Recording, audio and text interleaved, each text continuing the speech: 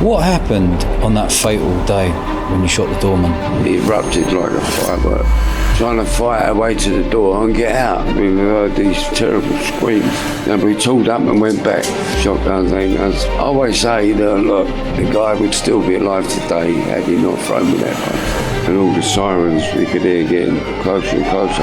The worst decision I've ever made in my life. Yeah. I never dreamed I'd go on to be as long as serving prison. What's Charlie Bronson actually like? He's built up this character. It was all scripted and manufactured. Who would want to change their name from Mickey Peterson to Charles Bronson? Stop telling lies and putting all the act on. What did Bronson do to wind you up?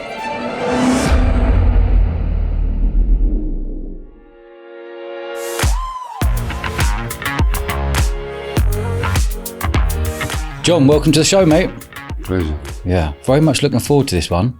Let's roll all the way back. Where did you grow up and how did you end up spending 43 years behind bars? It's a bit of a jump from growing up. I grew up around Hoxton, Shoreditch. Well, I was actually born in Camden, but I spent most of my formative years in Hoxton, Shoreditch, just off the City Road. Mm. What was it like? What was life like for you as a kid? It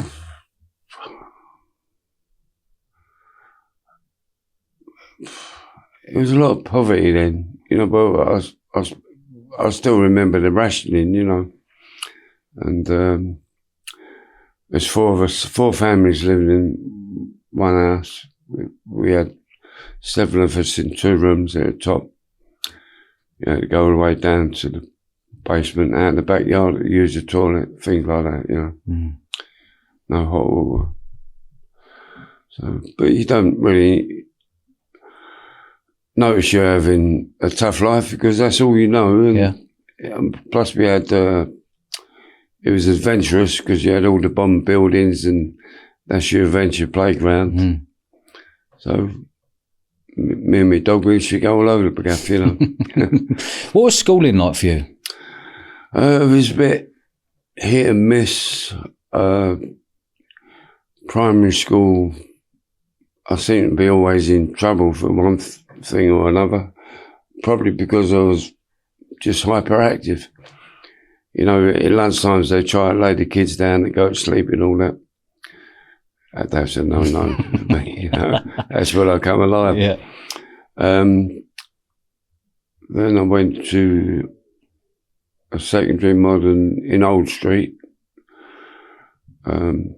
That's where I met my pal we used to play truant with, Cat Stevens. Oh, yeah. And but he changed his life around as well, you know. Became the imam of Regent's Park Mosque. But he still did his music and that. Mm. And then I went to a school in Angel, Islington, where the headmaster was famous because he was the only one in London that I knew of that refused to give the cane. Is that right? Yeah. Okay. He stood his ground. Okay. Good on him. I still remember his name as well. Yeah, go on. Duane. Okay. Yeah, I don't know if he's still alive. Were you, as you were getting older, were you getting naughtier and naughtier at school? Or were you just not going to school, bunking off? Yeah, I wasn't too good with authority and being told what to do because in them days it was very strict, you know. I mean, I remember growing up, one of the oft-used phrases I heard was children should be seen and not heard. Yeah. Or speak when you're spoken to and all that. So it's kind of alien to me, you know. Got something to say. Yeah. But I did play a lot of truant and I didn't really enjoy school other than English I liked and woodwork. Yeah. About the only 2 subjects I liked. Everything else was boring. And were you close to your mum and dad? Yeah, well, my mum, I suppose I was my mum's blue-eyed boy, as she kept saying. My dad was a bit strict, you know, but yeah, I was. I think I don't like to speak ill of him because I love my dad, even so, you know. But he's the way I come to terms with it is he was a victim of his own generation. Yeah, okay. So consequently, he's putting on me what he was brought up like. And so all the things that I were interested in, he wasn't. So I didn't get any encouragement. Okay. Which is a kind of regret when you look back on your past. Yeah. He was only interested in boxing. And he wanted me to get my face punched in with 30 bob about it, short it's down all, you know. But did he encourage you to box and to fight? Yeah. Yeah. Well, this is where I think the violence came from, because if I came in from the street crying and some kids whacked me or whatever, he'd give me a worse beating. He said, get out here and go and do him, you know. Yeah. And sometimes I might have to go back 3 times. And I was so terrified of going back, say like the 4th time, I just went berserk. And you kind of break your opponent's heart. Yeah. You know, they think, fucking hell, what's this? And that kind of stuck with me. But that was my dad's philosophy, you know. Was your old man into crime? Was he violent? He was violent. I couldn't say that I saw much of it outside of home, but I know going through his toolbox one day I found a brass knuckle duster, and he was born in Birmingham, the Bull Ring. So when I watched Peaky Blinders, he always had a cheese cutter, and I thought maybe he was one of the Peaky Blinders. Yeah. But all his pals respected him, and you could sense that it was half fear and half respect, you know. Yeah. And but he liked his drink. I think that made him quite violent as well at times. Did he? Was he around the whole time of you growing up? No. This is I found out why I went to my first children's home, because my dad wasn't around. Apparently he's banged up in the scrubs. I didn't know what for, never ever did find out. And my mum couldn't cope. And so I ended up in the children's home, you know. I think I did about 4 of them altogether, you know, growing up. And I hated it. Yeah, I'm sure. I mean, my first one, I think I was 3 years old when I went there. 3? Yeah. Oh, God. And the only reason I can remember it is because it was so traumatic for me. Because I remember getting all excited. My mum was taking me on a trip, Henley-on-Thames, somewhere it was, I remember that. And we walked along this country road, hand in hand, going to this place. We stopped at a pond and played with the little baby frogs and that. Then we got to this real big manor house, and a woman came out to meet us in the garden, tall and thin with a big white starched collar.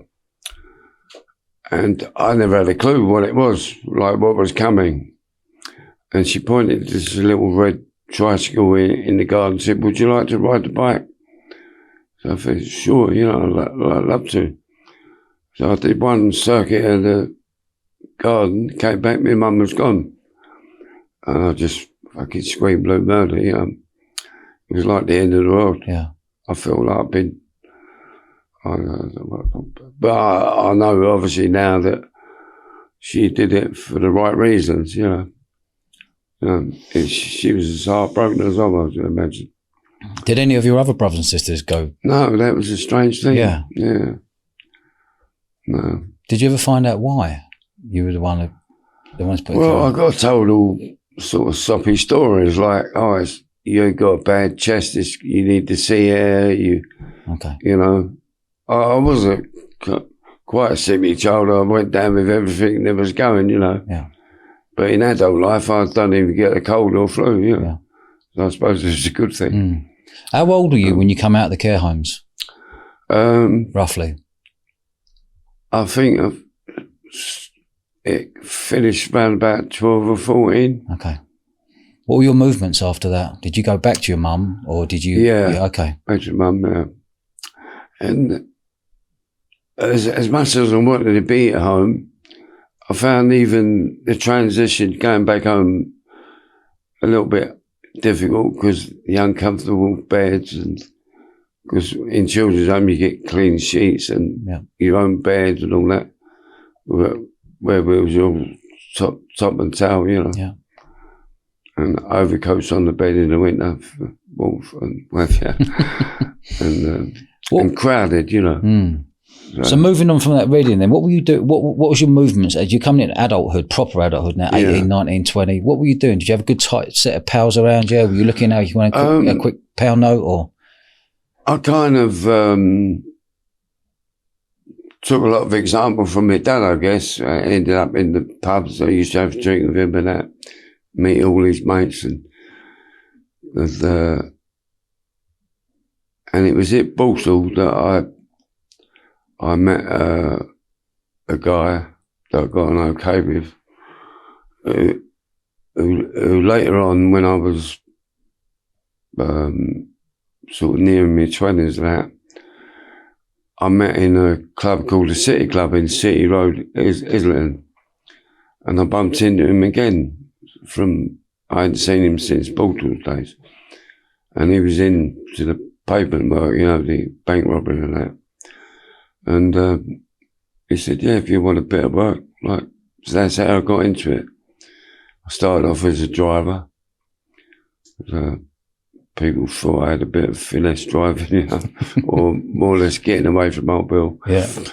And it went on from there.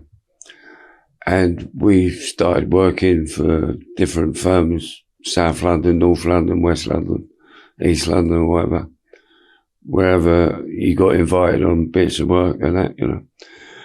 And then it all come to a head one day when we realised, well, we used to go out cruising looking for work, me and him, where the others just sort of sat on their laurels, you know. Mm.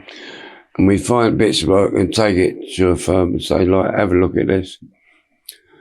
And a couple of times we got disappointed. They all made excuses why they couldn't pull on it and all that. We was a bit aggrieved about it. Thought, fuck man, this ain't no good for us. And by the time you all jumped out the back of a transit, six-handed, you had to cut up. You got to get over 100 grand. Yeah, to make it worthwhile. Yeah. So I thought, and them days, the old school, they only worked in the winter. Who did? The old school bank robbers. Is that right? Yeah, because they wore long overcoats. Yeah. Where they could get a sawn-off shotgun. You know. Okay. But we thought, well, why can't we work all year round, you know? So we dispensed with the shotguns, bought handguns, bought shoulder holsters, didn't steal cars anymore, bought them out the evening news, bit of tax on it, dodgy licence, we could even stand a pull. So we just used to cruise the streets, and as soon as the armoured van pulled up, we'd jump out and have it, you know. Well, just the two of you, you and your pal? Yeah, two of us, yeah. So you have a divvy up 50-50? Yeah. Much better money, and okay. we went vroom, like that, you know. All the other bankers got a bit jealous. Yeah. Because of our earning potential, you know. But the only drawback to that was we didn't plan a route. Or we didn't case, well, that was not casing the gaff wasn't a drawback, it was a bonus, because in later years, a lot of people we knew walked in at ready eyes, you know, got ambushed. Yeah. And I remember a couple of pals of mine, they was wearing bulletproof vests and they fucking shot me in the head, you know. So when they were on a job? From an ambush, ready eye. But that only comes about either people talking or watching the route too many times, you know. Give me an example how you would be off the cuff. You'd wake up your pal. Would you just go cruising in your car until you saw the vans there and go, right, let's have it now? Would you be exactly instinctive? How it was it? Yeah. Okay. So we kind of knew there wouldn't a day go by that we'd foul. Yeah. I mean, one day we even had one on the way back as well. You know. Got greedy, didn't it? Well, not greedy. It was there. It was there in front of us, okay. you know. Okay. And give me an example how much you would, back in the day, how much you would get off a van, roughly. Well, in them days, I think only, I think it started off 15 grand, and it went up about 25 grand that they'd carry across the pavement at one time. Yeah. So if we wanted a lot, we'd have to wait till they'd been in a few trips and then go in, you know. Okay. And we're talking in the 70s here, aren't we? Yeah, yeah. That's a lot of money. Yeah. But the beauty of us cruising was a lot of the security companies had regular routes, but the ones that didn't, we happened to be in the right place at the right time. Okay. And their security was that it wasn't a regular drop or a pickup. So we could walk into a bullion van. Yeah. And it'd be like, it could be anything out of £1 million on there. Yeah. And we'd flop on it. It was just, it's a bit kamikaze, but the only time we come unstuck was, I think it was East Ham. We saw this Group 4 pull up. Was it the Group 4 vans? Yeah, Group 4, Security Express. I think there was a couple of others, I don't know. You got a lot more today. Yeah. Even today, I could spot me up 200 yards, you know. Money van. Right? But anyhow, we had this Group 4. Everything went sweet, got back in the car. The only drawback, as I said, we didn't plan a route, and we might be in a strange area, which East Ham to us was a strange area. We just sort of wing it, you know. Mm. And this time we stayed in the car a little bit too long, and all the sirens we could hear getting closer and closer. So we had to bail out. And I remember walking along this residential street trying to fit up another motor. And my pal had the bag with the money and the guns and that. And 2 cruisers started coming up the street. So we took this quick right turn thinking we'd find a walk-through or something. We walked into a dead end. And next thing you know, we got a patrol car pulled up right beside us. And my pal was saying, leave it to me, I'll do the talking. I thought, you ain't talking your fucking way out of this, you know. So I was saying, give me my gun. No, don't worry, he said. And I think the cousins knew straight away because they had that kind of worried look on their face. Yeah. And they rolled the window down and said, good morning, chaps. I said, good morning. He said, been in the area long, have you? I went, no, mate, we just come out. Why? He said, well, we've had a bit of trouble down the road. And he said, well, what's that got to do with us? And he said, well, you two fit the description. So I thought, that's it. And he's arguing, I can't stand that. I said, let him have a look in the poxy bag. And I grabbed it off him. All I want to do is get my gun out. But with all the money now, it seemed like ages, but it was nanoseconds, you know. And I found got the driver, he's shot straight back to the co-driver. Got him out, handcuffed him to a fence. Oh, you did? You got the old bill out, handcuffed him to a fence? And we need now we got a car. So we backed out, come to the dual carriageway, and the fucking traffic's going like clappers. So I went, no. Put the old klaxon on it, parted like the Red Sea. And I'm halfway down the road, I'm trying to drive like that with my fist, not to put my hands on the steering wheel. And the radio burst into life, made me jump. I still remember what it says, all units, Tango 4, just been hijacked by 2 gunmen, believed headed all Canning Town. So Canning Town in a roundabout was that way, but thank you very much, but it was that way. So we had like running commentary coming over the radio. Yeah. So we got away, you know. But that was a bit airy, that one. Yeah.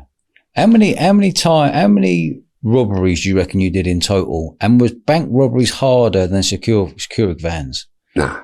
Okay. Well, banks, we started off at banks before the old bandit screens and all that. Before the what screen? Bandit screens. What, the screen to come up? Yeah. Yeah, but but you had more people to deal with. Okay. So the vans, I suppose, were a little bit easier. Yeah. You know. And so the only drawback was you could only get what they were carrying. Unless you plotted up and waited till they'd been in 2 or 3, 4 times. And I remember there was one, as you call it, good luck or bad luck, I don't know, but Midland banks in them days were the only banks that didn't have bars out the window. I don't know why. Probably still like that today, I don't know. So we pulled up a sort of half-bed truck on the pavement, scaffold pole through the window. We come out behind the jump. So we got all the drawers there, but we was quarter an hour too early for the Volkswagen. Otherwise, we've had a lot, you know. So, but win some, lose some. Give me an example of you and your pal, off the cuff, seeing a van, what your next moves would be. Will you just read each other, or would you go? Yeah, we had a kind of telepathy. Yeah, okay. And I can't speak. You know, he might have some horrible traits in other things, but on a bit of work, I couldn't find anybody I'd rather have behind me. Really? You know. What's his name? I don't want to mention. No, okay. He's still alive, is he? Oh, yeah. Yeah, okay. Yeah. Fair enough.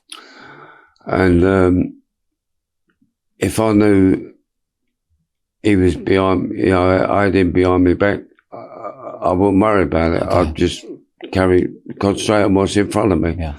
And he'd be the same. Yeah. And it was I still wonder at that relationship today, because we felt we could tackle anybody, no matter how many people, you know. And we kind of instinctively knew what each other was going to do. And it all went like clockwork. Although the only, say, like, shady area was at the beginning. I'm thinking he had to sit on the toilet for half an hour before a bit of work, you know, whereas I just had butterflies or whatever. Yeah. But once you step one foot into the arena, all that kind of fell off you like a dirty overcoat, you know. Yeah. And you was cold, calm, collected. And it was great. How would you, give me an example of what you would do? You see a van, you say to your pal, right, we're on, let's go. What's your first movements? What would you do? What was the van like back then? What was it like inside? Did you have to open up inside and cash were there? Or was there a safe within the van that you had to open? What? No, we waited until the guard got out. Got out, okay. And then the shutter would open on the back, because there's someone always in the back of the van. Yeah. So the guard would collect the bag and then walk across the pavement to the bank or whatever. Yeah. And then we'd have them there. Okay. And we very rarely had any resistance. Yeah. The only problem, slight resistance, was passers-by. Yeah. So what was the passers-by were getting involved, were they? Only once. Okay. Once or twice, I remember. Give me an example. What happened But there? we used to stand there going, turn around and face them. Yeah. And all of a sudden they'd deflate, you know. Oh, fuck that. Like, but if you run, they'd run after. Okay. Like, we would have, like, no, stop dead, turn around and face them. Yeah, what do you want? Yeah. And they get the message, yeah. And it was, and what would you be carrying? Both handguns or sawn off? Well, we did away with the shotguns, you know. Yeah. Except on that fatal night we had a shotgun, but it was handguns, yeah. I mean, my favourite one was a big old Army Enfield 45, yeah. Or was it 30? I had an octagonal barrel. Because I remember one copper saying in his description, and when we held him up, he said all I saw was a big black gun. You know, that was a frightening piece of kit, you know. Did you ever on any occasions let that gun fire on a job? No. To scare anyone? Very, very rarely. I think one occasion, and it was quite a bit of money at the time, I think it was about 115 grand. 115? Yeah, a guard there was a dog handler van behind the money van. And he got out of a dog. And I said to the guard 3 times, do not let that fucking dog go. He let it go. I had to shoot the dog, but I still have sort of bad dreams about that now. Yeah. But I love animals, you know. Yeah. If it ain't fucking dog's fault, it was his fault. Yeah. I'd rather have shot him, really, you know. But the dog would have torn us to pieces. But so you must have gone from pretty much nothing to having a lot of money very quickly in your 20s. Yeah, it was typically like that. Yeah. What age were you? What age roughly was your first proper robbery? When you come out of a nice bit of chunk of money for a bit of work? Well, I did a couple of little things on my own until I found it was a bit airy, but most of the guys I was tackling were a bit more lumpier than me. And so I brought on a partner. They were just little payroll things, you know, local firms or whatever. Until I bumped into my pal from Balsall that time. And we got onto the real stuff, you know. Yeah. And we got introduced to firms all over London. What sort of families were you working alongside back in the day? For families? Yeah, families. They were quite famous London crime families, yeah. But again, I don't want to say who they were like, but they're still alive today, a few of them. And although I feel like a fucking dinosaur sometimes, a lot of people I knew are dead now, you know. They're all gone. And the old school type robber just don't exist anymore. There's no cash anymore. No. There's no cash, and there's loads of CCTV those sort of cameras everywhere. And they turned the drugs then. They went abroad and started. That's right, bringing the roots and all that, you know. Yeah. How many years were you at it for until that fatal night? Funny enough, not long. Maybe 2.5 stretch. Okay. Yeah. And what was your lifestyle like on that? Were you buying motors? Were you having champagne? Were you getting the nightclubs? Were you giving it the big one? I loved the motor. Yeah, okay. We used to go to car auctions. In fact, one of our regular visits was Friendly car auctions. Yeah, I know Friendly cars. Yeah. And we saw the cash that was there. And we thought that's going to be our last job because they had these big metal deed boxes. I bought a couple of cars out of there just to be able to win to have a look. Can-Am, pair notes, just to have a good look around. And they'd have these big metal deed boxes, a bit like ammunition boxes, you know. And they'd roll the money up in the paperwork, slot it in, and they stack one of these boxes on top of the other. I thought, fuck it, there's a fortune there, you know. Because you couldn't get a motor, even a cheap motor was about $3,000, you know. Yeah. And they did a lot of high-end cars there. And it was Security Express, I remember that. The only thing was there was a multitude of people there. But as I say, me and Bill felt so strong, we felt we could have had it. But in the meantime, the other thing happened, we never did get round to that. Yeah. But I often wonder, that would have been a nice bit of work there, yeah. What's your biggest amount you've ever earned in one hit? Well, the one,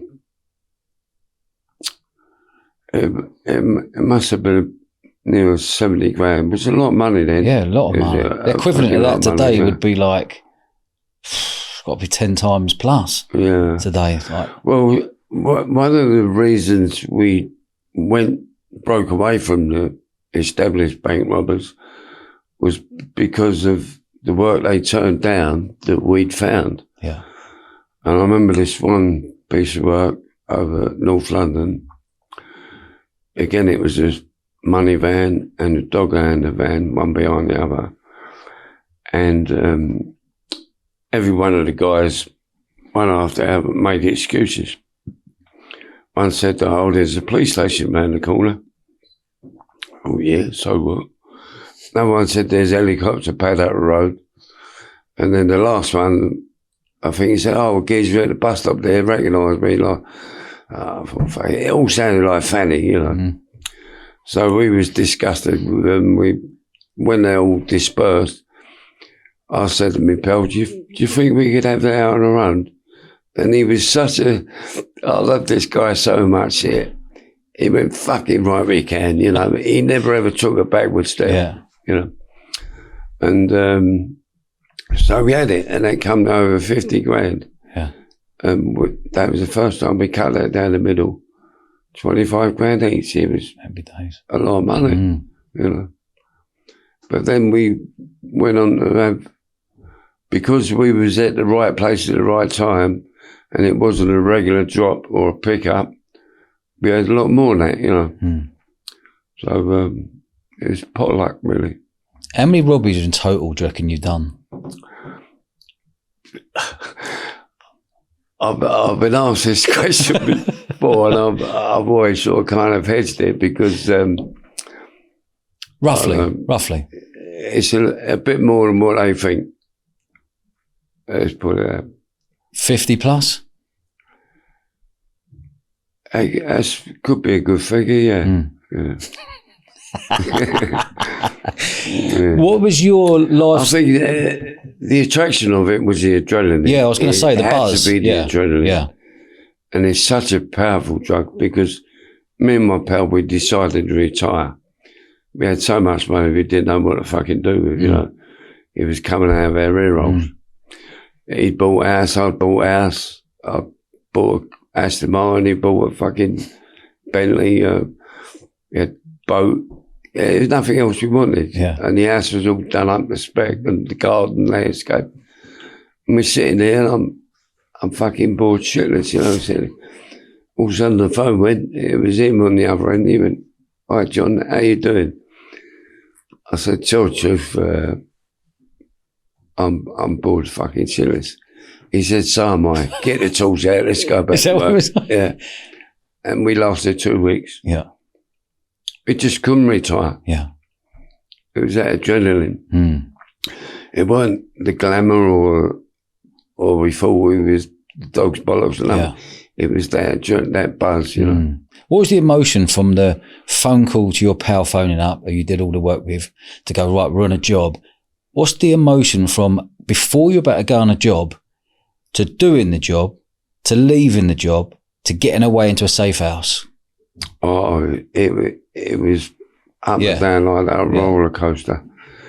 And it was even a little bit of hysteria there at the end. You know, you wind up in hysterics laughing over fuck all. Yeah.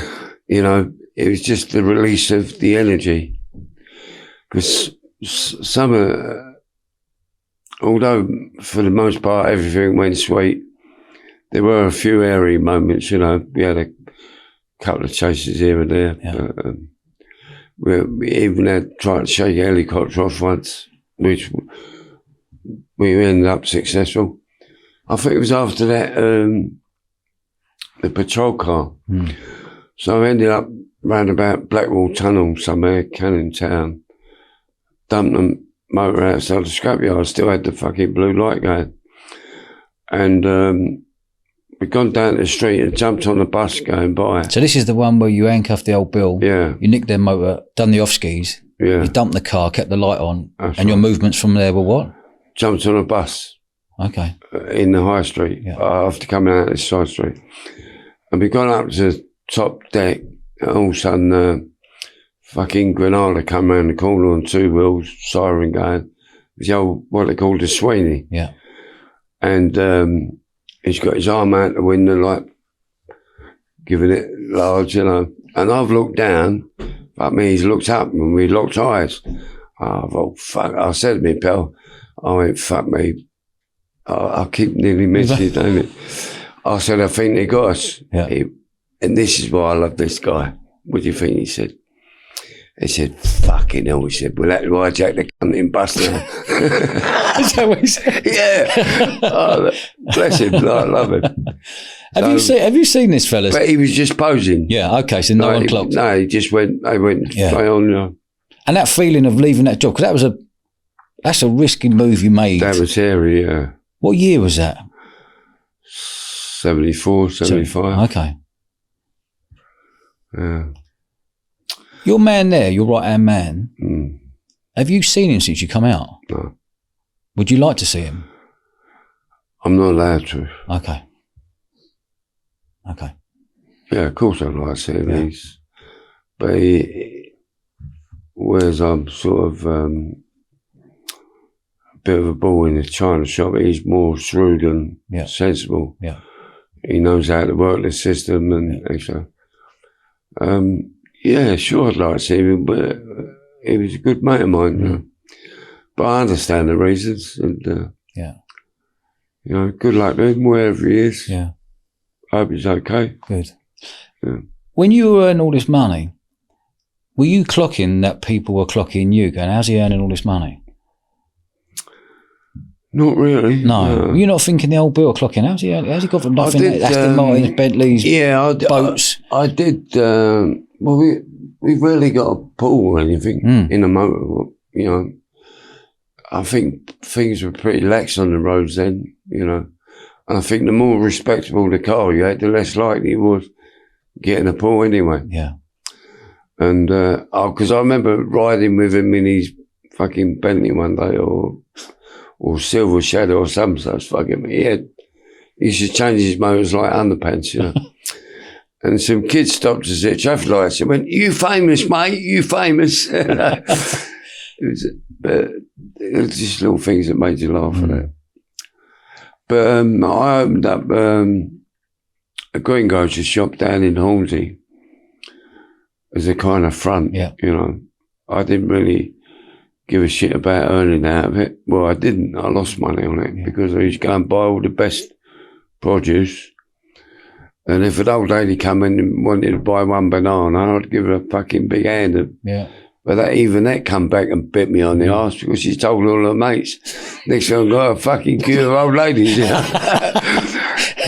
But there was one point during that, I got a call from Stoke Newton, the police station, I think, who wanted me to go in and see him, which I never did. And so I don't know what that was about, but I should imagine that would have been the start of looking into me, you know. It's a lot easier back then. There's no CCTV. There's no social media. Well, we didn't have There's no mobile phones. No. Like, getting away with it then, there must have been a time when you thought, the old Bill are clocking me now. Did you ever get the fear, like, oh, they're starting to understand who I am and what I'm up to? You know, maybe they was. In all probability, there possibly was. But did you feel it or not? I never felt it. No, okay. My radar, my instincts never tingled, you know. Yeah. And, well, I bought a house out in Kent. I think he went to Edmonton or whatever. Yeah. We never really sort of socialised in London that much. Yeah. And normally we were always on the road or whatever. So, no, I never ever got it. So when I did buy the house, I always made escape arrangements within the house and all that, you know. So that was one of the first things I did. Because my house backed onto some local woods, like little copse. Yeah. So you go out. I originally wanted to build a tunnel from my front room out into the woods, you know.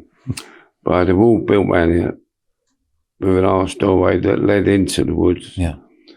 And I lived in a cul-de-sac anyway. So I was always mindful of the next move, of getting a call in the middle of the night or whatever, that I could slip out lively, you know. Do you ever get, in that period of you smashing all the money and doing the robbery and stuff, did you ever get paranoid? No. No. No. I never actually knew paranoia until many years later. Yeah. When I got put away and I got a fucking visit from the schools at 3 o'clock in the morning and beat me up in bed in the middle of the night. That was when night schools had keys. And they used to creep about in their carpet slippers. Anybody that had offended them during the day, they'd come and pay them a visit of a night, you know. And there's nothing more terrifying than you don't know whether having a dream, a nightmare, or it's real, of getting beat up while you're asleep. Yeah. And from that day on, I was double paranoid. Yeah. I could hear a mouse fart at fucking 100 yards, you know. And I used to sprinkle sugar and things like that on the landing, so you can hear crunch. Okay. All little things are prepared for, you know. And paranoia is a horrible thing. Yeah. It can eat you away, you know, and send you fucking loopy. And later on in life, also got corrupted by drugs as well. Hold on, say again. You got in prison. You got okay. I mean, so I kind of looked at it in them days as getting me through the day, or getting me through a particularly dark period. And there were some terribly dark periods in jail. I mean, when you're sitting in a fucking strongbox. What's a strongbox? It's like a cell within a cell. Okay. It's completely devoid of furniture or paint or any visual or mental stimulation whatsoever. It's just concrete. Yeah. And you know that nobody knows you're there. You ain't got a fucking friend in the world. And they're going to come in periodically, give you some treatment. You don't know whether you're going to survive the next one. You might go a couple of days without even getting fed, you know. And it's a terrible exit. So if somebody slipped a bit of gear under the door, you'd bite their fucking arm off. Yeah. Because it got you out. Yeah. It made you get out of that live mind. Through that week. Yeah, okay. Or that month. So I don't have the same disgust or recriminations for it that most people have when they look at people who take drugs. I said, well, it served its purpose. Yeah. It's got its good points, it's got its bad points, but I'm alive today because of it. Yeah. Right, because I left so many people behind that hung themselves or cut their throats. You know, good people that thought were strong men, you know. And I did 3 times what anybody else fucking did. So anybody wants to have a go at me with drugs, fuck them. Here I am, come and get me. Yeah. What happened on that fatal day when you shot the doorman? Well, remember I said we wanted to retire, but we tried that. So our next step was, well, let's put our money to work. Let's buy some legitimate businesses to get an income. So we had this guy we had to meet. He had 2 shops to sell. I think one was a butcher shop, one was a coin-operated laundromat or something like that. So my pal fancied the butcher shop, I wanted a laundromat. So we had to meet him in this pub in Stoke at 6 o'clock one night. So we're there waiting for him. We've had a drink. And a fucking hour went by. But by the time we realised he ain't coming, we've got the flavour. I thought, fuck it, we're out. Yeah. Yeah, so we did a little pub crawl, you know. And eventually we ended up with this late night drinker in Hackney called the Cricketers. And it was a pub up the top, and in the basement was the nightclub. So we was in there, we was having a great time. But people thought we was a bit leery or flash away because we were buying people drinks and that. But all our intentions was to keep that party atmosphere going.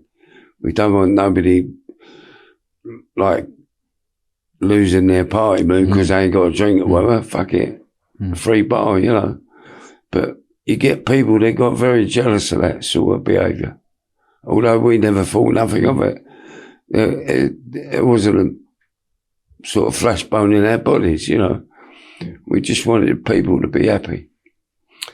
And all of a sudden it kicked off. It just erupted like a firework. And anyhow, but I think there was a little firm going around at the time that was steaming into pubs and baseball batting people and running out again. I don't know if you remember it. Well, you're probably too young. Yeah. But I don't know whether it was a gang thing or what. But a few of that element were in that club that night. And it was them that were mostly responsible for the flare-up. But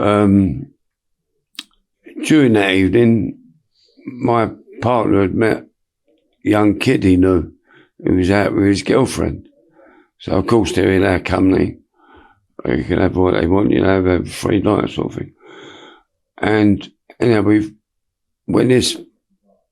Have you ever seen the Daily Mirror with Handicap, where he got this big dust cloud and arms and legs coming out and punch up? It was like that. Okay. So we're trying to fight our way to the door and get out. And we did, but the row's still going on after we've extricated ourselves. And we're halfway up the stairs, we've heard these fucking terrible screams and realised, oh, fuck me, that's that John. His name is John Dove, this kid. Only a young kid, he couldn't even hold his hands up, he wasn't a fighter, he was just a nice kid. Yeah. And apparently he'd got glass in the face by this muscle bandage. And we said, oh, fuck me, John's still in there. So we had to fight our way back in and get him out. Okay. And we got him out and we got whacked a few times with baseball bats and that. Because I remember I had bruises all on me, everywhere, more or less all over my body. And he was in a terrible state. His eye was hanging on his fucking cheek. I got sliced onion, And it was horrific. And I stuck him in the back of the motor and took him to hospital. But the motor I had at this time was an Aston Martin. And apparently a guy in the club was a car dealer that recognised the car. And that's how it all come on top. That's how they put the call out for an Aston Martin. And anyhow, we took him to the hospital, made sure he got seen and looked after. Unfortunately for us in that locality was the flop where we used to park our weapons and that, we had virtually everything, fucking police uniforms, walkie-talkies, and shotguns, handguns, this like. But we tooled up and went back because we was angry, We was really seeing that. I still picture this kid's face now, And knowing that he wasn't a fighter, he wasn't a criminal even, he was a straight guy, really added to that anger, Anyhow, I remember faithful words of my pal, the sensible one, saying, look, John, if we got to shoot anybody, make sure you shoot him in the legs. I went, yeah, all right. All that went out the fucking window, Because as I've knocked on the door, the bouncers answered. And I had a Remington automatic shotgun as well as handgun. So I got a shotgun on him. And as he's threw me a punch. I'll step back on, but he's dead before he hit the floor. But I think what made it look cold-blooded and vicious was we was in a kind of a role play, if you like. Sort of like commandos going into a building or whatever. We just stepped over him and went in forward momentum, and carried on looking for the other perpetrators. And that's what sort of crucified me and they described me as a cold-blooded, ruthless killer. But I wasn't really. I could never see myself as that. Yeah. I always say that, look, the guy would still be alive today had he not thrown me that punch. But I don't know. Did you think the doorman was the one who put the glass in his face, or did you not know? I kind of put them all on the same level. Okay. Because obviously he was in the thick of it, the doorman, as I suppose they would be, wouldn't they? So I'm automatically attributing him to be one of the ringleaders, Maybe he wasn't, I don't know. I mean, taking a human life is the ultimate fucking crime you can commit, It's a terrible thing to do. And I've always I've listened to people giving it lies about they want to do this, they want to do that. You've got some pricks going around calling themselves hitmen. Yeah. It's Lulu. But I say, you got to think very carefully if you're going to take a human life. Because unless that guy is a fucking animal or is a fucking child killer or fiddler, you're going to have nightmares for the rest of your days overtaking that life. So before you put one foot forward to do that sort of thing, make sure you can live with it. Yeah. Because even now, I suffer a lot of remorse for it, but even though I try and kid myself, perhaps he was the ringleader. Well, perhaps he wasn't as well, I don't know. Yeah. I can't sort of come down one way or the other, say he was.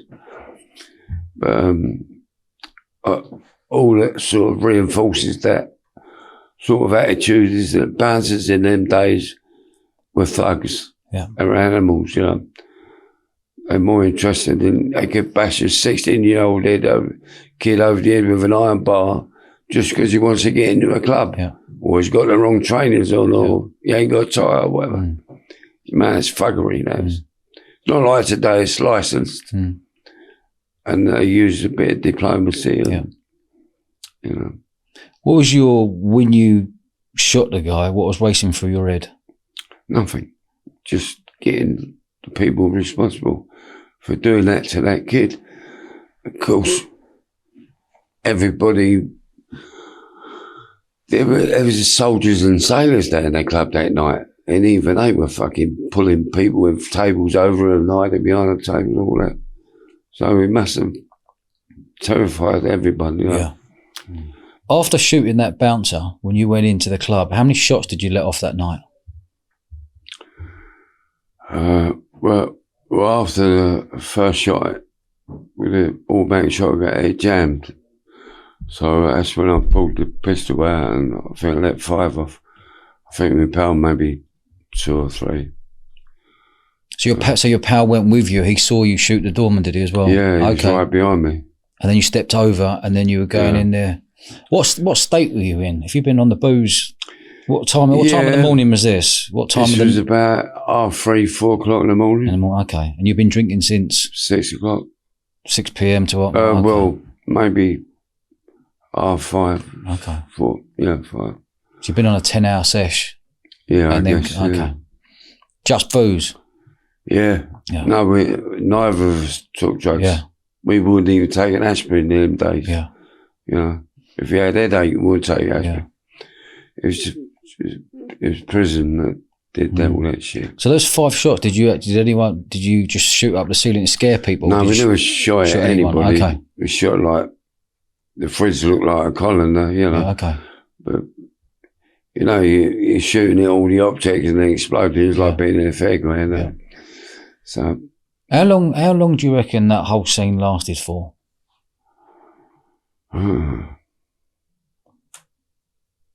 Maybe 4 minutes. Yeah. Well, since going back in. Going back in. Yeah, maybe 4 minutes. And how many people were still in that club roughly, do you reckon? It was still quite a few, although a lot had escaped up the stairs through the pub. That's how the Aston Martin got spotted, because that's where I'd parked it around the corner. But the entrance to the club was around this corner. I never realised that somebody could come up there. We're thinking we're getting back in the motor and nobody see us, but they did. What was your movement straight away when you got out of the club? Straight back to the motor. Well, my partner and I had a baby daughter who was 8 months old at the time. We were with my friend's wife at his house. So I had to go over to his place and pick her up. And of course he weren't going to stay where he was. Who did you go and pick up? My wife and daughter. Wife and daughter, okay. Yeah. Well, not my wife, she was my partner. Yeah. And I didn't really worry too much about the guy that saw the car, because I didn't really know that he was a car dealer until afterwards, you know. Mm. But I lived out in Essex. I originally was at Walderslade, Kent, and I moved the other side of the tunnel to a place near Dagenham, and that was where I was living at the time. So I'm now going home, and I've virtually got to my corner when I picked the first tow up, you know, police car. I got him in my rearview mirror. And I'm thinking, fuck it, we've almost made it. We almost got there, you know. Because I parked the car in the garage, nobody had seen it. You know.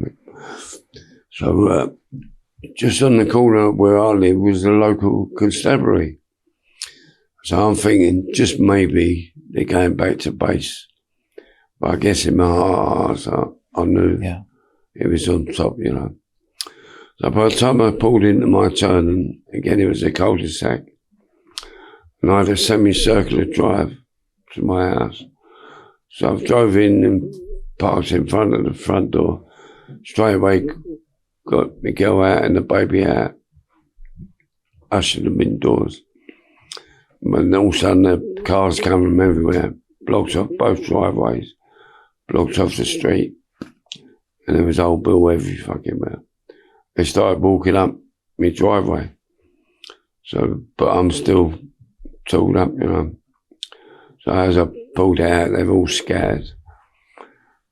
I now know she's indoors, so I jumped back in to the car, batted the Panda out of the driveway like a cardboard box. It was about a 2-tonner car, the Aston Martin. But I got back into the street, but I couldn't get past it was a patrol car, I think it was a Rover, and a Black Mariah. I mean, you know what, Black Mariah? It was the old, before today's bully vans, it was the old, they called it a Black Mariah. It was a blue police van. And I thought, oh fuck, what am I going to do now? So now I'm thinking of my pal again. What would he do? Because he never gets in, you know. There's always one more move, isn't there? So, and I actually had a young copper come to my driver's side window, screaming his head off like a schoolgirl. Saying, oh, he's got a gun, he's got a gun. He's pissing his heart. I never even took no notice of him. Straight away I recognised he wasn't a threat, you know. So anyhow, I got out of the car. I thought, fuck it, I'll do what we did before. I'll take the police car. So as I'm walking towards it, they've all pressed the lock buttons. I thought, fuck, what am I going to do now? So I thought, so I fired in the blue light at the top. All of a sudden the car reversed. And the driver had ducked down behind it. You couldn't even see a driver. And it reversed about 30 miles an hour. I run back to the Aston Martin, got in and got through the gap. And I had this airy chase for about 20 minutes all around Dagenham. And I just could not shake the bastards off. Every time I got through a roadblock, radio in the head, there was another one, you know, in it. And I was playing the old cassette, 8-track cassette at the time in the motor. I was playing Elton John's Brown Dirt Cowboy album. And in the lyrics it said, blue flashing lights in the distance. And that was longer in the rear, but that's all you can see, a big long line of blue lights. And it's kind of, the music was kind of helping me drive, you know. And I finally got to this big roundabout, and it was chock-a-block as well. There's no way through it. Couldn't go left, couldn't go right. Also, I went right over the top, this little hillock of a roundabout, and I've exited the wrong lane of a dual carriageway. So they've come round it, gone up the right side. So we're now racing neck and neck, you know. I'm thinking they're going to, I don't know if they was, I think this mob was armed and all. This was about 20 minutes after the getting away from the house. And then all of a sudden I realised every intersection I went over, I had a right turn, and they did. So I took them a little bit further, slung a right, I lost them. I pulled into some guy's driveway and swapped cars with him. Nicked his clapped out Cortina, turned my jacket inside out, waved me through the roadblocks. I got away. How the fuck I got away, I don't know. You got away? I got away. Oh my God. If they'd have called me that night, I'd have been like fucking Stranger Queen's colander. You know? Yeah. Just, I don't know whether it was the fact that with the sort of work we was doing, it just helps you think on your feet, yeah, and keep your wits about you without panicking. You know? How long did you get away for? How many days till you got the tug? I didn't, in the end, I gave myself up. Oh, you did you? Yeah, how long was it until you gave yourself up? About 3 weeks. So they didn't find you for 3 weeks? No. What were you doing in that 3 weeks? That time I went and got my partner again. You got your partner again. Did you go on any other jobs in that 3 weeks? No. You did no work? No, okay. but by getting her, it was like a bit of work.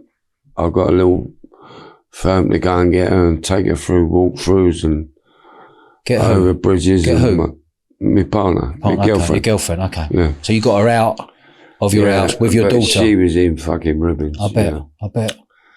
And she kept saying, oh, they're going to kill you, they're going to kill you. And, prior to that, after that night, they kept her in Hackney Road Police Station. And I was fucking rampant, you know. I was actually casing Hackney Road Police Station to come round the back where the car park is, through where the cell block is, and Springer, you know. But I think I had 2 bullets left in my handgun. I remember going to my pal was in his crime family and said, like, I want to fill my magazine up and that. And they sort of wheeled at me what I was going to do, and they think, you're fucking nutcase. Yeah. Have you tried a solicitor? I said, fuck me, I never thought of that. So I went and put £1,000 there on the table, made 1 phone call, 1 visit, got her out. Okay. So where was your daughter at the time? Who had your daughter when your girlfriend was in? I think it was her mum. Okay. Yeah. So that was one of the things that made her break down. She was afraid of losing the baby, you know. Yeah. And in the end, she threatened to commit suicide and kill the baby, which frightened the life out of me. You know, I thought, nah. So I'll give myself up. What were you doing in that 3 weeks before you gave yourself up? Just keeping low, you know, looking at another bit of work, but I thought I got trying to get some transport, get across the water. Yeah. Did you think about going to Spain or going France? Yeah. What made you not? Although I wasn't really experienced enough about, because I've never travelled before, but I think I'd only been to fucking Jersey before. Yeah. You know. And where were you at that point when you went, you know, enough's enough, I can't keep being on the run here?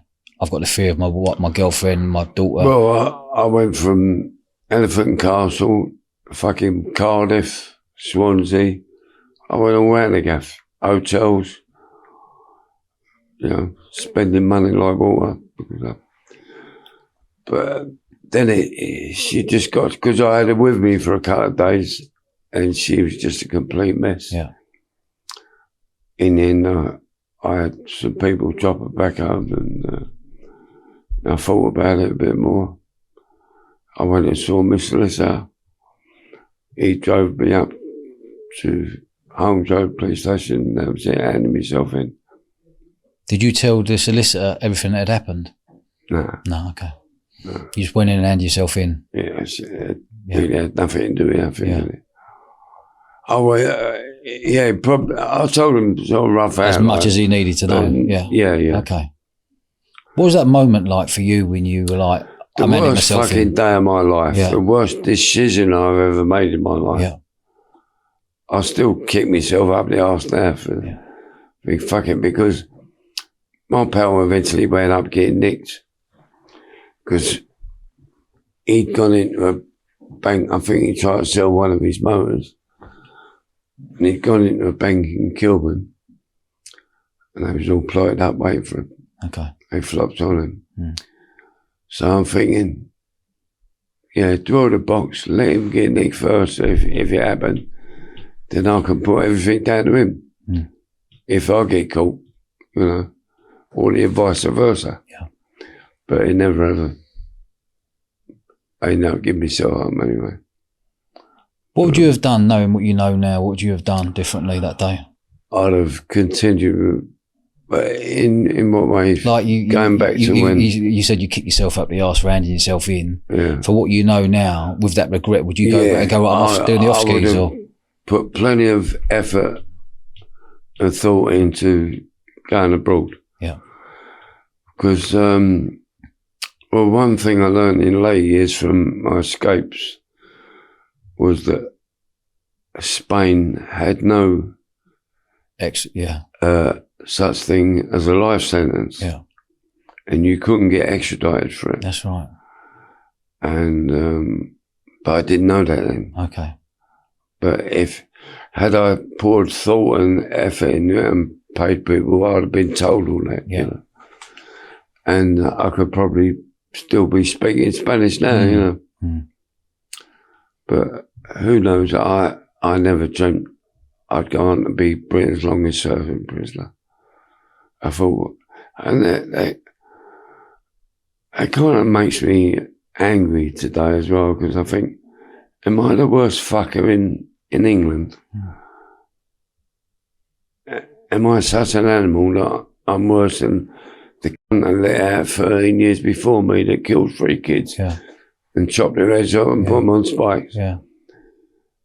Am I? I thought, no, how can I be worse than, was I worse than the Cray twins, the Richardsons, worse than all the other terrorists? I even did longer than a guy convicted of genocide, Colonel Tom, remember him? I thought, that's what makes me angry. How long was your sentence? So I got a life with a recommendation of a minimum of 20. That means I couldn't get out less than 20. How old were you when you went in? 26. 26. So you knew you were staying there till 46. Yeah. How did you end up spending another 23 years on top of that? Well, this is the filth of the system, because you could get, supposing your school, I told you to fuck off, that can cost me a 5 stretch. Is that right? But they can't take you off the street because you swore it, some passerby, and give you a 5 stretch. Yeah, okay. Can't be done. Okay. But it can once you're inside. Yeah. When you got a 20, did you know you were going to get a 20, or do you think you were going to get less? No, I think I was getting more. I didn't know, but apparently the judge took a dim view of me, and he was a slippery fucking rat, he was. So, for instance, I was in the witness box, and he's quite near to me. As the witness box is about a little bit further away than you are now. So, for instance, he said, would you like a glass of water, Mr Massey? Oh, yeah, thank you, Judge. And he'd make a big thing and pour in a glass from his carafe. And as he's gone to hand it to me, I've got he swapped it for a plastic glass. I thought, it's made me look like an animal, little things like that. So in the end, he gave me a wreck, but he didn't give my pal a wreck. What did he get? He got straight life. And he only served 14 in his stretch. So a straight life back then is 20. Is that 20 years? You say? No, it was an average 12 to 15, 17. Okay. If you did 17, you was hard done by it. Yeah. You know. What do you say you got? How long did he end up doing in the end? 14. He did 14. What was he nicked for? Being on the same? No, we're all nicked for the same charge. So did he murder anyone? He was with on the scene. So it's a joint enterprise. Okay. Even though I was the one that pulled the trigger, so therefore the judge made a birdie on me. You know? Okay. Yeah. Did they ever get asked in there who pulled the trigger out of you two? Oh yeah. It did. And did he? What did he say? Well, I wasn't gonna fucking say it was him, was I? No, but I'm saying you put your hand up and said it was me, Your Honour, or whatever. What did your pal say? So I didn't shoot no one. Yeah. But he still got a 14. Yeah. Mm. Well, there was even a guy that stood outside, didn't even come into the club. He ended up with a free stretch. For what? Because I had to say, look, he had no part in it. Okay. I tried to help people wherever I could, you know, but I think one of the things that went against me as well was there was a couple of old pals of mine who got nicked. Remember telling you about that bit of work where we went two-handed? Yeah.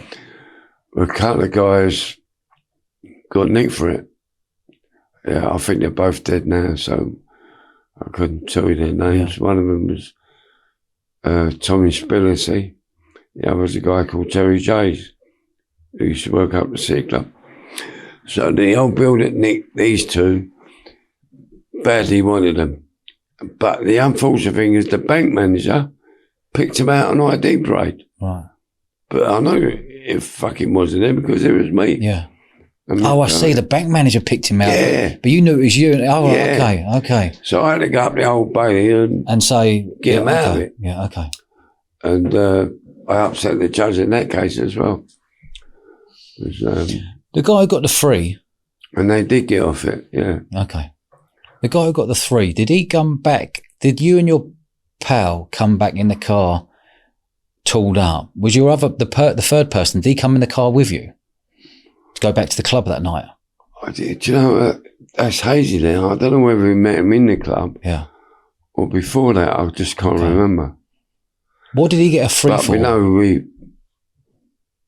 we give him a gun and told him to stand guard outside. Okay.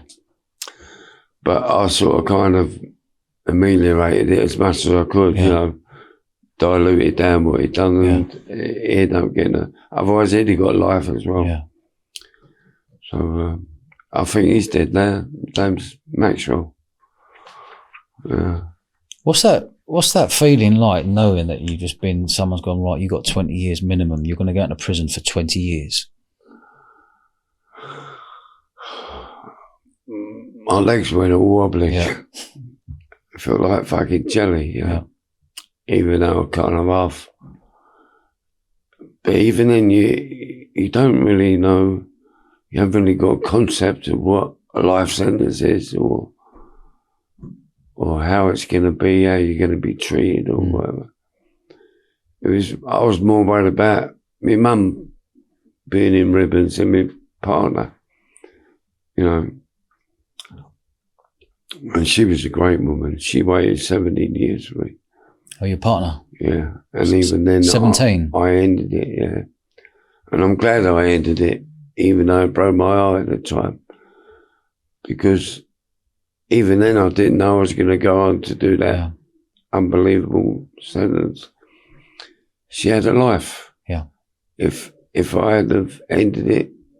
She might have been waiting for 43 years and lost her life. Yeah, okay. Yeah. Have you ever got any, like, when you shot that guy and then you got your 20 years, have you ever any thoughts about him and his family? Yeah. Yeah. Well, they've come to my attention a couple of times. I think it was when I got an interview with James English. There was a comments thing afterwards, and the great majority, well, virtually all of them were, you know, fair play. They was wishing me well. You know, I'd done my time. I've done 3 times what anybody else had fucking done. But there was this odd couple of times where people were slagging me off, and it turned out about his family, which is understandable. They're never ever going to look at me in a good light, are they? Mm. So, what was it? It's like Kenny Noy. It's like the parents of the guy he killed, they would always want the maximum sanction for the perpetrators. Yeah. As I say, with Kenny Noy, when he had that road rage thing, I remember the guy's parents quite a few times coming on TV saying, oh, he should rot in jail, he should die in jail and all that. Well, there are people far worse than him, you know. If you're going to do that to someone like that, what are you going to do when you get a really bad bastard comes along that kills a dozen kids? And, you know, there's got to be some sort of differentiate. You got to be able to differentiate between evil people. I think it's hard. That was the spur of the moment. Yeah, I think it's hard though, because if you've never been on the other side, receiving end, you would never know how that family would feel. No, I know. You know, it's kind of. But I've never heard of any parents wanting anything different other than the ultimate sanction for somebody that hurts their kids or whatever, which is quite natural and understandable. Yeah. Except maybe in foreign countries where some families come along and forgive the perpetrator, or they allow them to be freed early or whatever. They don't put up any obstacles. But I was just saying that in context of the comments after I had an interview with James English. The only detrimental ones were from a family or people that knew Charlie Higgins. Have the family ever tried to contact you? No. Have they ever written a letter into prison or anything like that? No. They may have written to newspapers or given interviews or whatever. Obviously, I'm never going to be flavour of the month, you know. But, if that family ever wanted to meet you, would you meet them? You know, I've often thought about it, and I think 9 times out of 10 I've come to the conclusion, just let sleepy dogs lie, you know. Why regurgitate it all and sort of revitalise all that anger and pain for that? It's not going to do them any good. It might, that 9 out of 10, it might not, but that 1 out of 10, it might close everything for them. Well, the funny thing was that when I was at Old Street Magistrates Court, what do they call that before you go to trial? Begins with C. You have to have a hearing before you go to trial. Yeah. So on the summation of that, and we're about to leave the courtroom, walked by the public gallery, and there was this woman that I vividly remember, obviously suffering. Yeah. And as I went by, she spat at me. And I found out later it was Charlie Higgins' sister. And I felt so sorry for her. Because I lost a brother as well while I was away. And I was sort of suffering on my sister's face and family. And I really felt for her. So I can completely understand how they can view me. So I don't see any point in them regurgitating all that and going through that angst and pain again. Yeah. Let the sleeping dogs lie. Tell me about your first prison escape. Well, it was after I received a brown envelope. That's how you used to get the news, whether you got parole or you got this, that, and that. I got this brown envelope that said I was being denied a review in 20 years, which means in them days you only got a review of your sentence, of a life sentence, every 3 years. So if you missed it at 20, which was the minimum I was supposed to have had, my next hearing would be in 3 years' time, 23 years, 26, 29, etc. So I thought, fuck that, you know. I thought, if I don't get out at 20, I'll let myself out. And so I set about plotting my escape, you know. How long were you inside? How long were you inside before you escaped? 20 years. So you were 20 years, and then in that 20 years, were you plotting to escape? If I didn't get out, yeah. Okay. Yeah. And where did you see the opportunities? Well, I got assigned, downgraded to a category C. So I went to Calderley. And I was in touch with some good friends of mine, and I knew that I could arrange a home visit to see my dad, because he was had a stroke and he was in a wheelchair. And being in a Cat C, that became eminently possible to go and under escort, get a visit. So I eventually did that, and I had a bit of help getting away, and got laid down in a safe house in Woodford somewhere, and then got transport across the water. Well, it didn't actually turn out the way it was supposed to. My pal paid this 2 young pilots $5,000 each to fly me to Belgium. And $5,000 then was a lot of money, but they each got it, you know. Probably I needed one of them. And so after a month, we drove to Dover Airport with the intention boarding, flying to Belgium, and then on to Spain. And as we come to the traffic control tower, guys, it's only sort of like, not like a large airport where you can walk across the fields and everything. The guy come out and spoke to the 2 pilots. I mean, sorry boys, you can't go up today. He said, crosswinds across the channel and they'll rip your fucking wings off, you know.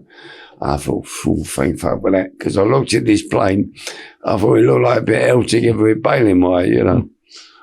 I thought I didn't fancy it at all. I've never ever flown before, let alone in a piece of shit like that. So I was grateful. But then I was disappointed as well, because now I've got to drive all the way back to London. I thought, well, could even get nicked on the way back. So rather than touch, I said, look, drive to the port, overlooking the port. I said, let's have a look and a feel of it, whether we should try and get across like that. So the 2 pilots, they tried to convince me to get in the boot of their motor, which incidentally they tried to sell me on the way, on the way to fucking France.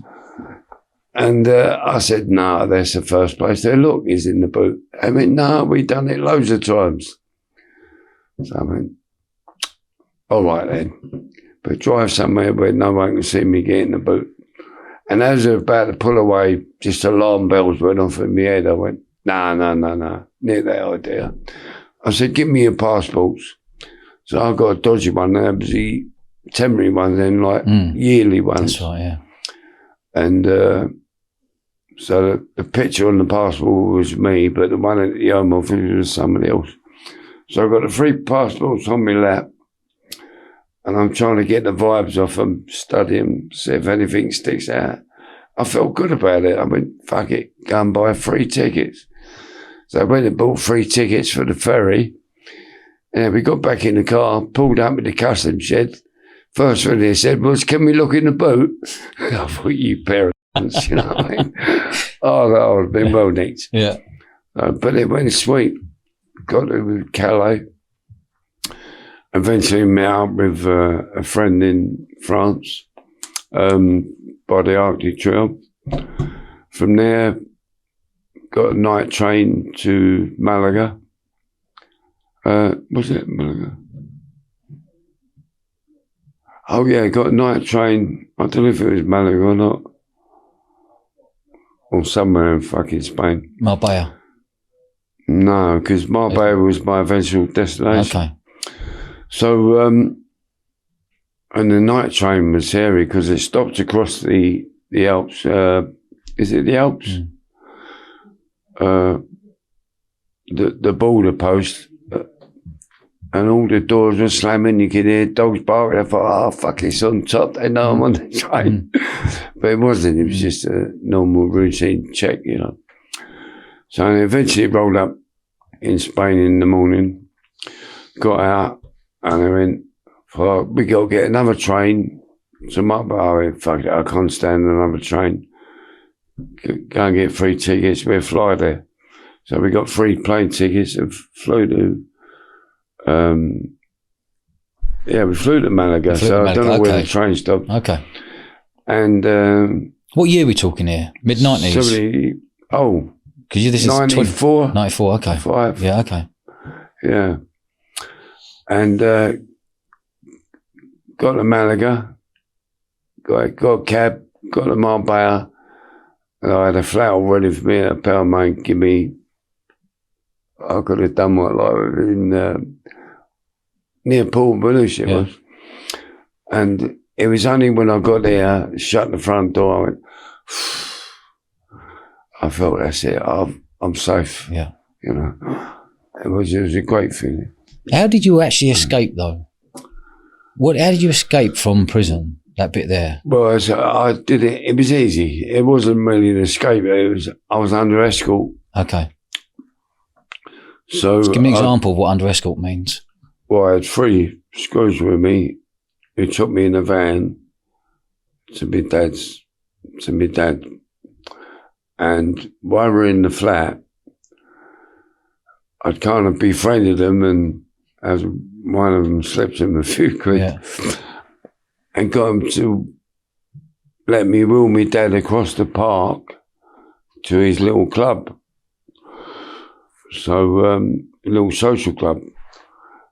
So he did that and got me in their ears and that, and I ended up getting the screws to play pool with each other. I'd given my watch to a kid. I said, go and run out the door with it. And I made a bit, that little bastard's run on me watch. So I got up and went after him, then never thought nothing of it. I just never come back, you know. I was out the door, gone. But the plan, I'd seen my pals circling in his motor before we got there. But I just didn't have the opposite. So when I flew out of the building with my arse on fire, I didn't wait to see if he was still there. I sort of took the secondary plan and went to, the secondary plan was to meet him at Myland Station. So I got a tube to Myland. And I remember getting a bit of a fright getting off the train, because as I got up to get out, the voice go, you've left your something behind. Voice come over the tunnel. I thought I'd see me swap T-shirts. But it was just an automated voice. Yeah. So I got out, got to Myland, no one to be seen. I thought, fucking, what am I going to do? So I thought, go and find a cafe, get a cup of tea and think about it. So as I've turned the corner to look for a cafe, fuck me, walking towards there was an old pal of mine I met at Parkhurst. Old guy called Bernie Khan. I met him a few weeks ago. He's a boxing charity dude. He's in a wheelchair, can't speak or anything. But he was such a good guy and funny guy. And he went, John, I went, Bernie. I said, Bernie, get me off the streets, I'm fucking red hot, you know. He said, John, the old woman's just slung me out, I can't. He said, don't worry, I've got my little black book here, and he got his little black book here. So we took a walk to Old Ford, I think it was, where I got reunited with some other people I knew, and they put me back in touch with the main people. Yeah. And I got looked after from there on. How long were you on the run for in Spain? 5 stretch. Well, tell a lie. I got nicked over 2 years. No, but how long? You were in Spain for 2 years. Yeah. How did you get nicked at the end? I had a baby son while I was in Spain. I had a baby Cherry. And I'd named him after my brother. Gave him the same name. What's his name? Terry. And he suddenly died. He said it was cot death or whatever. And I was out. I was in fucking ribbons. The worst pain I've ever felt in my life. And it still fucks me up today, you know. But so I'm out with his mother, sort of drowning our sorrows. And we stopped at this bar in Fingerada. And I've gone to the bar. She was a bit upset. I said, look, you go to the toilet, clean yourself up. I'll order a drink. So as she's walked to the toilet, the bar was empty except for these 3 guys sitting in the corner and the barmaid. And as she's gone past them, they said, oh, what's the matter, darling? Who's upset you? That cunt over there. But I looked at her, I thought, say that, I said, the British guy. Well, that's enraged him, innit? Yeah. Next thing I know, one of them's come up behind me, dubbed me with a bar stool. And I noticed another one run round to the doors and started putting all the bolts on. The intention were to lock me in there and fucking tune me up like a banjo, you know. But I thought, I didn't know what hit him. I was like a bomb waiting to go off, you know. Anyhow, cut a long story short, I've done the 3 of them. Just left them bleeding on the floor. And the barmaid's pleading me to get out. Oh, you want me out now? You want to lock me in just now, you know? And I got out, and that's when I got nicked that night. It was like deja vu. I thought, this whole shit's happening all over again, you know. And so the Spanish police nicked you that night. Yeah, I thought I'd come all this way to get away from England and bumped into 3 fucking English pricks in the pub who want to have a go at me, you know. Completely unprovoked it was. How long was it when the Spanish old Bill put 2 and 2 together and said, right, he's been on the run to get you back to England? 10 weeks. Okay. Yeah. Fingerprints come through. Okay. Because I had a dodgy passport and everything. But I couldn't get bail. Because I mean, anything that involves blood or sangre, as they call it, is classed as a serious crime in Spain. And so I was banged up in Malaga, Alarin. And then 10 weeks later, the fucking fingerprints sent you back? Yeah. No. So then I got moved to Madrid. An old jail. Who was the dictator there? The guy that got deposed in 75. And yeah, it was one of his old jails, still had the bullet marks in the exercise yard walls, you know, where you used to line people up and shoot them. And I went up in front of a judge in Madrid High Court who denied England the right to extradite me. Okay. I said, no, 20 years I'd already served. I said, sufficiente. That was enough. Yeah. Forever, sling it out. I wouldn't have done any more than 20 years anyway. But the fact was, Spain, a life sentence in Spain doesn't exist. I said, was it condena perpetua no existe? So they couldn't have extradited me if they wanted to because it was written into their constitution. Yeah. So then England decided to appeal. I said, look, life in England doesn't mean life. It's just a word or a phrase. And they stood for it, didn't they? So I had to return to Madrid, High Court, but this time in front of 3 judges. And they decided, amongst their wisdom, that I could be returned, but only on one condition. And that condition or proviso was that England had to I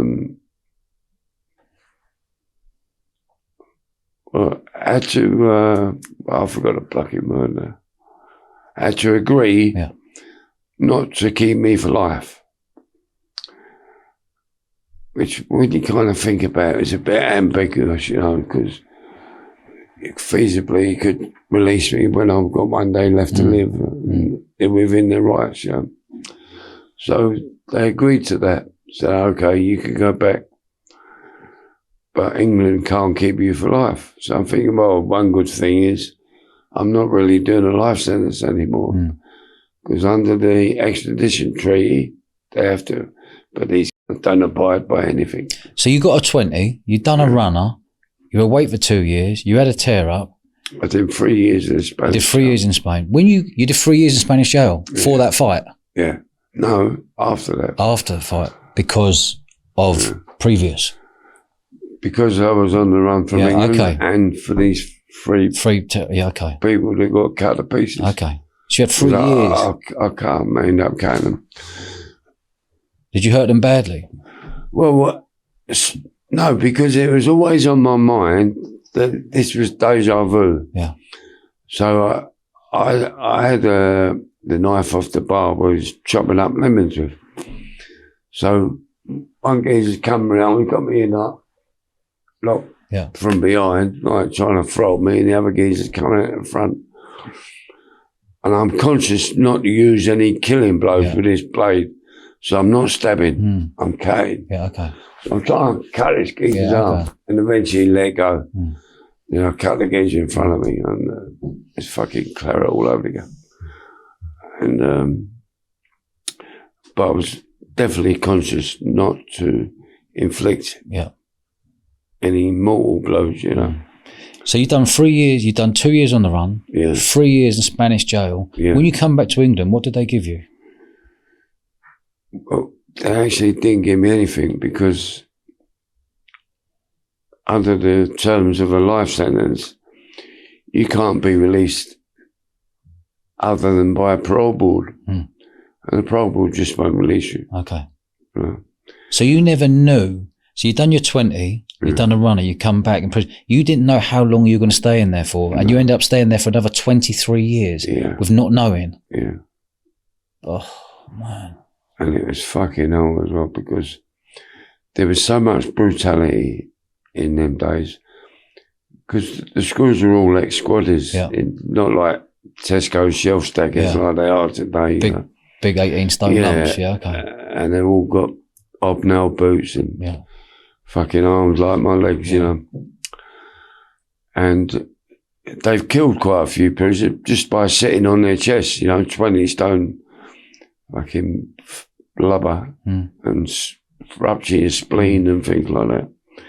Then they brought out this process called restraint and control method, ostensibly invented so as prisoners don't get hurt. Yeah. But bollocks, they use it to their own advantage. And they found a way around it. Oh, he's struggling. So like they get a pressure point or a nerve point, do it. He's struggling, he give it. It was a license to steam into you again. And it was just, it weren't worth the paper it was written on, this restraint and control stuff, because people were still getting killed, still dying from their injuries, you know. It was, I don't think anybody of a comparable age to me would have survived what I survived. It was only my unique fitness. I mean, I was a badminton player. I played badminton. How old are you today, John? I'm 76. Well, we'll be on the 13th. So, how many beatings do you reckon you took by the screws? Untold. Give me an example, like for the first 6 years of your first 20. Yeah. First 6 years, okay. It was solid, daily, if not weekly, you know. And I was only held in jails for a short period. I'd get moved because of the brutality. They didn't want me settling and putting up a scream or doing this stuff. So everywhere I ended up, there was a reception committee waiting for me, and I'd get it immediately. I entered the new jail, and I just became inured to it, really, I guess. But let me interject that my brother who died, my brother Terry, he was 10 years younger than me, and he definitely gave me my survival weapon, my brother Terry, because I love my brother to bits, you know. I've grown up with him all my life. We shared a bedroom, and you couldn't get closer. And I saw the pain that his death inflicted upon my sisters and my mum and dad. Plus, I knew what I felt about it. And anyhow, I decided, and I made a promise to myself, if not verbally, to my family, that no matter how dark or difficult life got for me, I would never inflict that pain upon them twice. Because it was a terrible thing to see. And so for me to take my own life, me being the only son left, it would have killed him. Yeah. Yeah, no way. Fuck it. I'd rather. I felt it was legitimate to die in combat, as it were. Okay.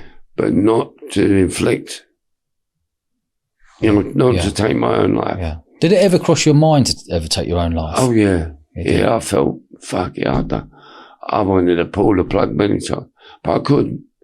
I'd made this vow, and which I called my secret weapon. So, in effect, what it gave me was no fear. Yeah. So, whereas prisoners would cower and plead, no, please, sir, no more, and all, fuck it, I'd run at them. I'd do them till I was unconscious. Yeah. And then when I woke up, I'd go at them again, you know. Come, and they couldn't take it. Yeah. Basically, they're all fucking cowards anyway. And I don't know. The thing is, I was saying to John today, I said, if ever you're in them sort of situations, as long as you know that you're in the right, you'll always come through it. Yeah, okay. Because you got a bigger heart than what they got. Yeah. And in the end, they kind of gave up after 6 years. Because I'd virtually been in every jail in the country then. So they knew me all over the country by then. And nobody wanted seconds with me, you know. How many prisons have you been to? Well, there's a few here. But in your book here, Locks, Bolts and Bars, Life Inside. Yeah. Has this just come out? Yeah. Yeah. It's not been that long now. but on the back is all the prisons I went to. But that doesn't give a true reflection of it. So you've been to Brixton, Wormwood Scrubs, Wakefield, Wandsworth. Yeah. Wakefield. Long Lartin, Albany, Parkhurst, Gartree, Hull, Franklin, Wormwood Scrubs, Franklin, Long Lartin. Jeez, Birmingham, Full Sutton, Maidstone, Collingley, Belmarsh, Sudbury, Pentonville, Ford, Rochester, Warren Hill, and then the two. A lot of those.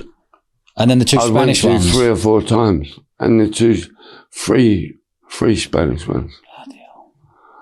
And Spanish jails were a bit rough and ready, you know.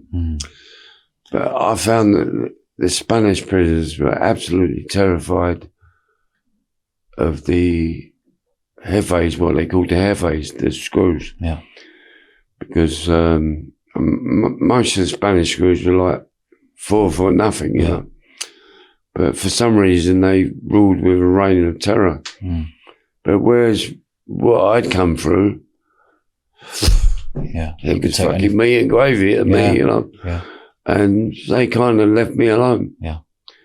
But you could, I mean, Carabanchel was the one of the Spanish jails they first took me to.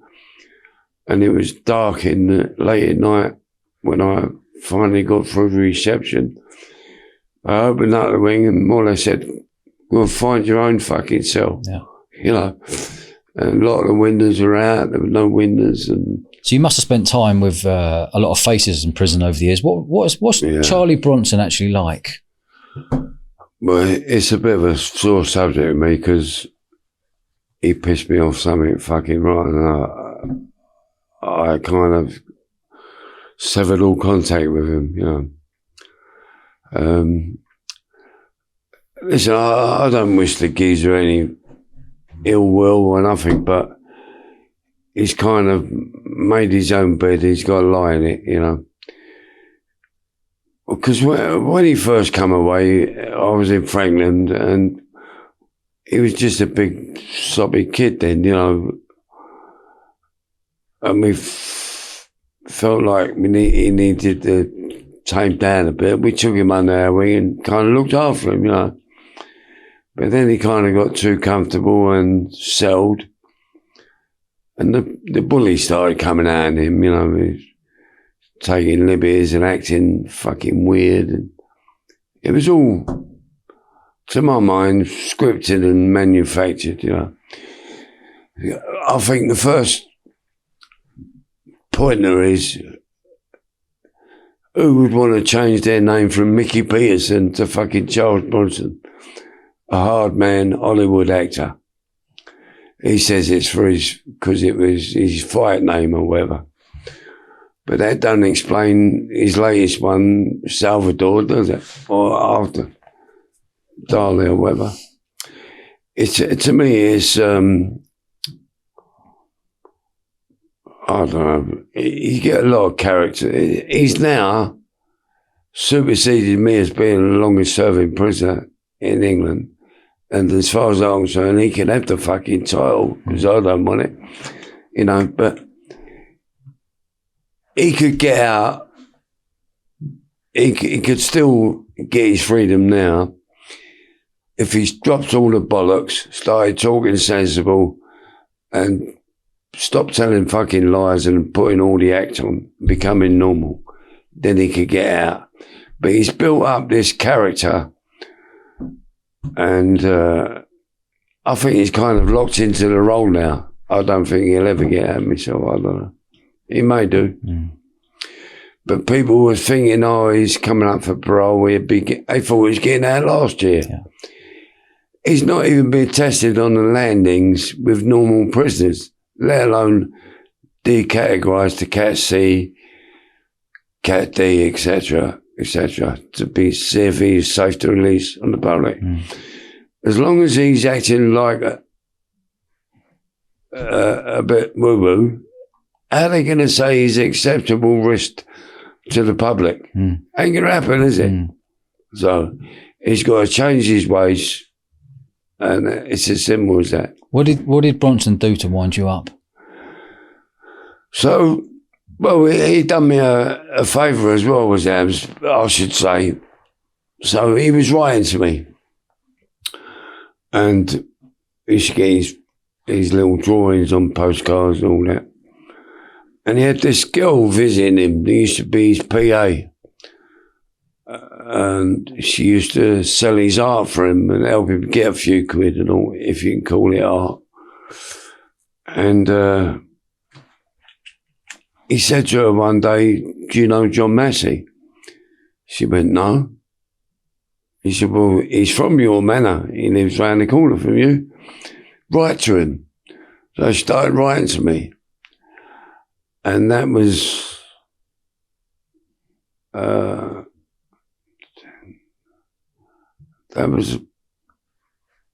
about 12 years ago. And she's still with me today. And I love her the best. So that's a good thing he's done me. But then he didn't treat her right, you know, give her the respect after all the work she did for him, helped him write a book as well, you know. And one of his, he's got this army of followers and wannabes and whatever. So some woman wrote to me one day and sent me a £25 postal order. So he's heard about it. He said, he's wrote me saying, I took a fucking liberty taking money off of his friends. I never asked for no fucking money, you know, 25. So in the end, I've sent the woman 50 quid back. I said, fuck off, don't write to me again, you know. And as for you, you can piss off as well. So I've never had a word with him since. If he's going to talk to me like that, he can fuck off, you know. But then I've slowly got the because every time I have an interview, everyone wants to know about Bronson. So I'm spending my time talking about somebody else. He's hijacking my time. This is about me, ain't about him. He can do his own thing. So that's why I got him. Since you've come out, have you seen your daughter? No. Not my daughter as I knew it. My daughter Sarah. There was the last I saw her was when I was in Pentonville, and I saw my grandson for the first time, Charlie, and I was so happy that because I got her to go and live with my sister Jane in Barnet. I thought, they're all under the same roof. That's beautiful, but it didn't last. Apparently there was some sort of domestic argument and it all. And Sarah, ever since, seemed to blame me for taking sides, taking my sister's side or whatever, which I never did. I don't take sides. I've loved my daughter unconditionally for the whole of her life. And it's sad, but something great happened the other month. I don't know if you've heard of Marvin Herbert. I've heard the guy that he got shot 5 times out in Spain. So he's kind of changed his life around. He does a lot of good stuff, does a lot of charity work now. So he's gone to this function in Islington, and a woman came up to him and said, "Do you know John Massey?" He went, "Yeah, he's a pal of mine." Like, "Why'd you ask?" I said, "Because he's my dad. It's my long lost daughter, Karen. I had not seen for over 30 stretch. And now we're reunited again. And now I've got 3 more grandkids." How's that make you feel? I was still reeling 2 weeks later, you know. And they've been round home a few times. I remember you sent me the photos on WhatsApp. Oh, did I? That's right, yeah. I saw the photos. Yeah. I forgot, yeah. Yeah, I'm out of that dark place now, and I'm on the mend. Cool. Yeah, I got a lot to look forward to. Yeah, man. Well, I've got to say, John, that you lived some eventful life. Well, I hope I've got a little bit more to go yet. You've got a lot more, and you're in good nick as well. I just got to get my fitness back. Yeah. Which, well, I'm not actually decrepit now. I can you're in good nick. Outrun most 40-year-olds, but... And also, John, you've written a book, Locks, Bolts and Bars, of your whole life in here. It's virtually my whole life, yeah. Where can people find this? Amazon and all the book stores? You can easily obtain it on Amazon or any bookshop. You can order it. John, it's been an absolute pleasure you being on the show today.